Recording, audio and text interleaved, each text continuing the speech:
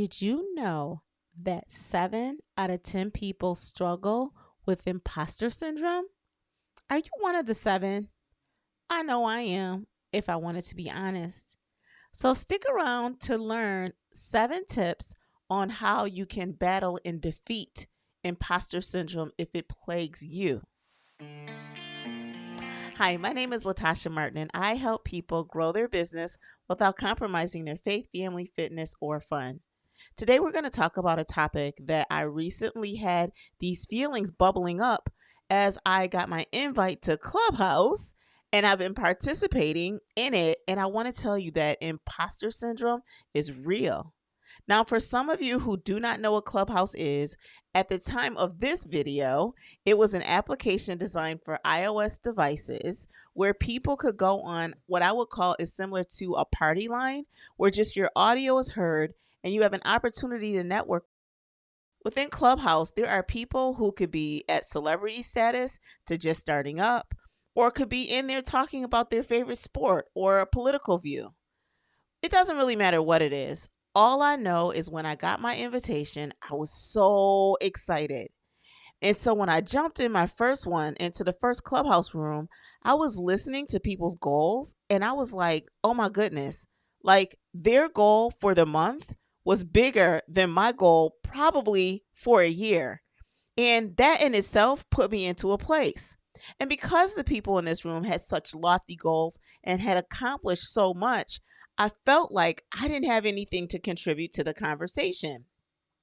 Then, to add insult to injury, I went into another room, and as I was sitting there, a scenario happened where I had an opportunity to go up on stage and ask a question, and my nerves got the best of me. Now, I would love to say this only happened one time. But if I had to be honest, I think every single time up until this point, when I've had an opportunity to either ask a question or ask for help or to provide insight on something, each time I felt like my voice wasn't being heard, my position wasn't being validated, and my success that I had really was so small it didn't even matter to the people in the room. Now, that thought process is what imposter syndrome is.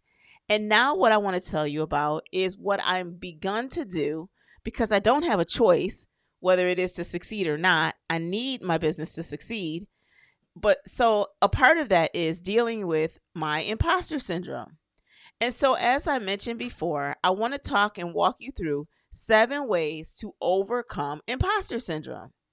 So, the first one is don't compare yourself to other people. Now, that's easier said than done.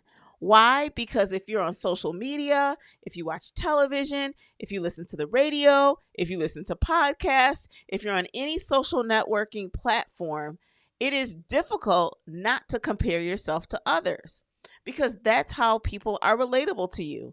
They're telling you your story about you, and then they are offering up a solution to your situation because they know you and you are their ideal client. And so in the context of that, it's really important that you focus on what you need to focus on and not compare yourself to others. And this is the second point. The second point is block out the naysayers. Now, there's 2 different kinds of naysayers. There's the naysayers, which is your friends and family that really love you, and they believe that what they want for you is best versus what you believe about yourself. And so the naysayer trait can pop up when people say things where it seems like they're criticizing and they're not supporting what your vision is and what you're working so hard for. And what I would tell you is have enough dignity and confidence in what you're focusing on that you don't even acknowledge their reaction or react or respond to what they're saying. Now, the third thing is surround yourself with people who believe in you, like your own little cheerleading squad. And it may be a multitude of people. And now, when you're looking for people who are in your corner, in your court, really supporting you, I want to remind you that even though they're supporting you, what that does not look like is them not holding you accountable. What that does not look like is them saying, here are your goals, and you're not doing the things you need to do to get to your goals.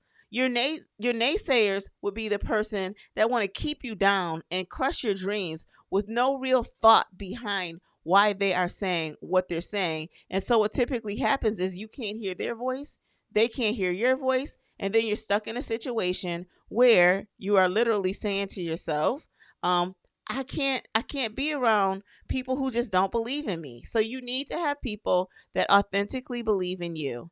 Then this is the next step, step 4, which is allow yourself margin to make mistakes.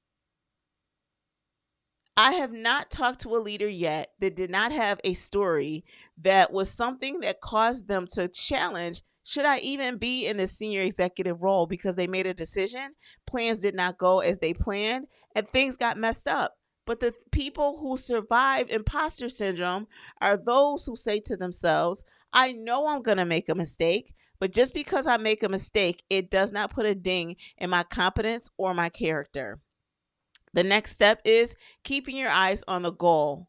One of my favorite passages from the Word of God says, press towards the mark, forgetting those former things. And so, as you are in your day to day, you're going and you're coming, you want to keep your eye on the goal and not on yourself. And when you keep your eye on the goal, it should be coupled with servitude. How can I help somebody else? Then the next step is looking for the humor in situations. Now, this can be a touchy area when you use humor. So, the humor that you're reflecting on to use for your imposter syndrome might be humor that's just internal for right now. Because, again, as you begin to involve other people, it could actually mess up the progress of how far you have come. Now, on top of using humor for things, the final key point is know that it is normal. Know that it is normal to have imposter syndrome. 7 out of 10 people suffer from imposter syndrome. Now, some people to the point where it paralyzes them and they're not able to do the work. But then other people, it's just like these little jabs that come. And all those little jabs that come finally summarize, and it feels like it gave you like a sucker punch in your gut, because you didn't realize that it was normal to suffer from imposter syndrome. So why is it important that you keep these 7 tips in mind? Because this is the only way that you can understand what is coming at you, what forces are coming at you, and then what forces are within you that causes you to think negative thoughts about yourself instead of pushing forward. So as always, I thank you so much for joining me tonight. And of course, I want you to watch a TikTok video. Not quite sure that it lines up with what we're talking about in imposter syndrome, but nevertheless, it's going to be good. So stick around. I said, what you know about God? He's got what you need. Walk up in the church and get your praise on. Worship as you please. We're about to get it in. About to worship him. So I will talk to you again tomorrow. God bless and have a good night.